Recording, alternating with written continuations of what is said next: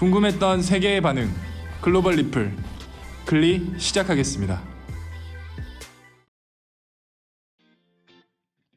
여러분 중에 단 한 번도 지하철을 이용해 본 적 없으신 분 계신가요? 당연히 없겠죠. 지금 영상을 보시는 분들 중에 지하철에서 보고 계신 분들도 꽤나 많으실 거예요. 그런데 우리나라의 지하철 시스템이 세계적인 수준이라는 것 알고 계신가요? 단순히 깔끔하다, 좋다 이런 식의 추상적인 의미가 아니라 조금 더 정확하게 통계적으로 연구한 곳이 있습니다. 런던의 부동산 개발 회사 에센셜 리빙이라는 곳인데요. 세계에서 가장 이용객이 많은 도시의 지하철 10곳을 연구했다고 합니다. 그런 다음에 총 8가지 기준을 적용해 평가했다고 하는데요. 접근성, 편의성, 애완동물 친화성, 와이파이 작동성, 편리성, 가격, 인프라 그리고 연간 승객 수 이렇게 8가지 항목입니다. 그 결과 놀라운 결과가 나왔습니다. 10위는 파리, 9위는 베이징, 8위 모스크바, 그리고 7위는 뉴욕 등 다양한 대도시의 지하철들이 하위권에 머물러 있는 것을 알 수 있습니다. 우리나라는 그 중에서 당당하게 1위를 차지했죠. 항목별로 살펴보면 탑승객의 수는 1위가 383억 명으로 중국의 베이징, 2위도 중국의 상하이가 차지했습니다. 3위는 도쿄 지하철, 그리고 우리나라의 서울 지하철은 4위를 기록했죠. 이뿐만 아니라 접근성에서는 가장 좋은 점수를 받았는데요. 상하이 지하철과 함께 100%의 역에 계단 없이 에스컬레이터나 엘리베이터를 이용해 지하철을 타러 갈 수 있는 시설이 설치되어 있기 때문입니다. 이에 비해 도쿄는 51% 역에, 그리고 파리는 단 5%의 역에만 이런 시설을 설치되어 있어 낮은 점수를 받았다고 합니다. 또한 평가 영역에서는 애완동물 친화성에 대한 부분도 있었는데요. 해외에서 조사한 통계라서 우리나라에는 맞지 않는 항목이라고 생각했는데 이 부분도 의외로 상위권의 점수를 받았습니다. 제가 잘못 알았던 것이죠. 애완동물이 허용되고 캐리어 안에 있으면 괜찮죠. 물론 목줄만 한 개는 탑승할 수 없고 개 입막에는 해야 하기 때문에 살짝 점수가 낮아진 영역이 있는데요. 이것은 런던만 허용된 범위입니다. 이외에도 가격, 와이파이 작동성, 인프라, 편리성 등 다양한 측면에서 평가했을 때 전 세계적으로 유동인구가 많은 10개의 도시에서 서울 지하철이 1등을 했다는 것은 의미 있는 결과라고 생각합니다. 만약 안전 측면까지도 있었다면 더 놀라운 결과가 나왔을 수도 있겠다는 생각이 드네요. 우리는 매일 이용하는 지하철이라 당연하다고 생각했던 것들이 세계적인 시선에서 봤을 때는 부러운 시스템일 수도 있다는 생각이 드는 통계 결과인 것 같습니다. 한편 TV 예능 비디오스타의 대한외국인 특집으로 한국에 와서 느낀 문화 차이에 대해서 토크 예능이 방송되었는데요. 우리나라 지하철과 관련해 큰 문화 차이를 느낀다며 놀라움을 감추지 못하는 모습이었습니다. 유사한 소식이 글로벌 영어 커뮤니티에 전해져 소개해드리겠습니다.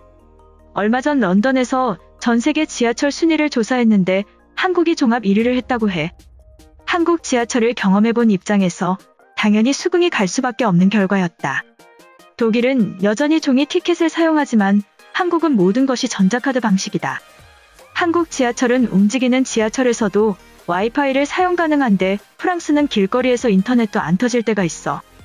그리고 한국에서는 지하철에 물건을 놓고 내렸을 때 찾을 수 있는 확률이 세계 1위라고 하는데 나는 여기서 물건을 놓고 내렸는데 찾을 수 있는 확률을 따진다는 것 자체로 놀랍다고 생각한다.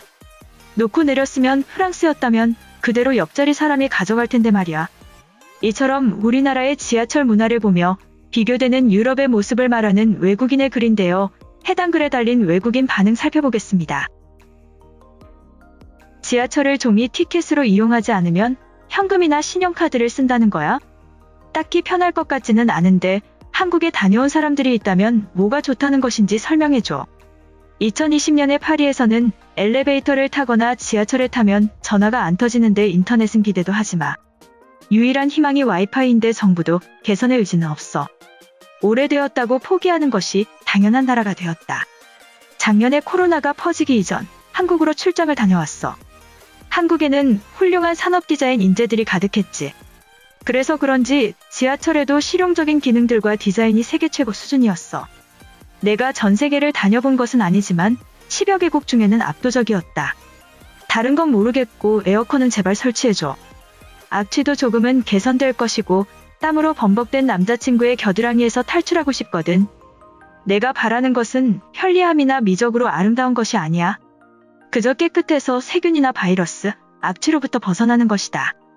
이것은 세금을 내는 이탈리아인들의 기본적인 권리라고 생각해. 한국인들이 로마의 지하철을 타면 무시할까봐 걱정이 될 정도야. 5년 전부터 서유럽의 많은 국가들이 여름에 40도가 넘어간다. 대륙간 기차나 비행기를 제외하고 에어컨이 제대로 작동하는 것을 경험하기 힘들어. 데이트를 하려고 화장과 머리를 세팅하면 지하철에서 녹아내리는 것을 경험할 수 있어. 10년 전에는 지하철역으로 내려가면 통화가 안 됐는데 이제는 지하철에 타기 전까지는 사용이 가능하니까 만족해야 하나? 이것이 전 세계 최고의 문화 선진국인 프랑스가 맞는 거야. 기술과 편의시설도 현대의 문화임을 인정해라. 사실 한국에 도착하기 전까지 많이 무시했었어. 여행책에는 깔끔하고 편리하다고 적혀 있어도 설마 독일이나 영국보다 좋을 것이라고 상상도 못했다. 이대로라면 유럽인들은 작은 세상 안에서 최고인 줄 착각하고 살아갈 거야. 한국에는 와이파이가 모든 칸마다 설치되어 있지만 모바일 폰으로도 인터넷이 잘 터지기 때문에 관심 없는 사람들도 많아. 유럽의 어디에서도 본 적이 없는 IT 강국인 것은 분명해. 어제는 친구들을 만나고 막차에서 역에 내렸는데 나란히 서서 지하철을 향해 오줌을 싸고 있는 아저씨 3명을 봤다. 공공시설을 더럽히고 성희롱까지 가능한 범죄자들이야. 무서워서 집으로 뛰어왔지만 마음속으로는 감옥에 넣어버리고 싶었다. 정말로 놀랐던 기억이 있어. 한국에서는 열차의 도착 시간과 최적의 탑승 위치, 하차 방향까지도 사전에 알려준다. 공통점은 지하로 열차가 지나간다는 것 말고는 없어. 심지어 서울보다 런던과 파리의 요금이 비싸서 어이가 없지. 독일이 전 세계 최고의 기술을 갖고 있다는 것은 전쟁 시대의 일이지. 이미 많은 아시아 국가들과 미국이 우리를 앞질렀어.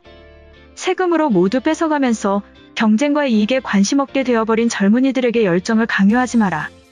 당연히 사회 인프라도 후퇴하는 거지. 파리 지하철을 타본 사람이 있다면 우리들의 불만을 이해하지 못할 리가 없어. 솔직히 프랑스로 이민 와서 처음으로 지하철을 탔을 때 열정거장을 가야 되는데 내정거장쯤 갔을 때 하차했어. 지하철 특유의 악취와 통풍이 안 된 사람들의 땀냄새에 탈출할 수밖에 없었어. 가능하면 버스를 이용하길 바래. 한국에서는 스마트폰을 터치해서 개찰구를 통과하고 여름과 겨울에는 집보다도 쾌적한 환경을 제공한다. 어지간한 비행기보다도 쾌적한 공기와 깔끔한 좌석을 제공한다. 가격은 1달러면 대부분 커버 가능하고 2달러면 종착지까지도 갈 수 있어.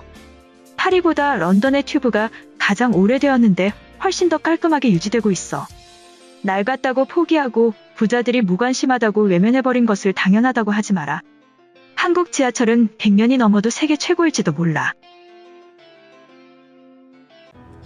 이번 영상은 여기까지고요. 제 영상이 도움이 되셨거나 세계 속 반응 더 보고 싶다 하시는 분들은 구독과 좋아요, 알람 설정까지 부탁드립니다.